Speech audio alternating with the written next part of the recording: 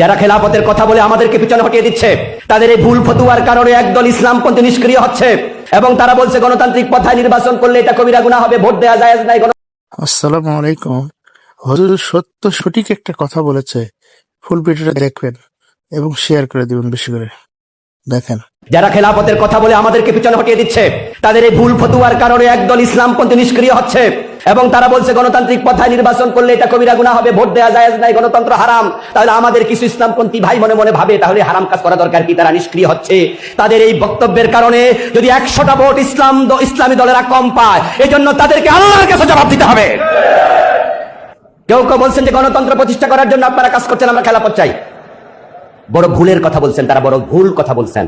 আরে বাংলাদেশে তো গণতন্ত্র প্রতিষ্ঠিত আছেই, তো গণতন্ত্র আমরা প্রতিষ্ঠা করতে যাব কেন? বরং গণতান্ত্রিক পন্থায় আমরা খেলাফতের কথা বলি, আমরা খেলাফত চাই।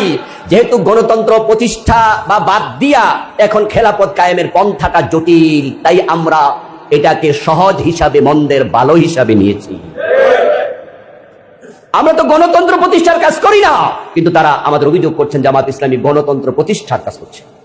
আরে না, গণতন্ত্র এবং খেলাফতকে মুখোমুখি দাঁড় করাবেন না। খেলাফত মানে আল্লাহর আইন প্রতিষ্ঠা করা, আর গণতন্ত্র, বিপ্লব, জেহাদ হলো একটা প্রক্রিয়া। ওই তিনটা হলো মুখোমুখি। খেলাফত আর গণতন্ত্র মুখোমুখি নয়।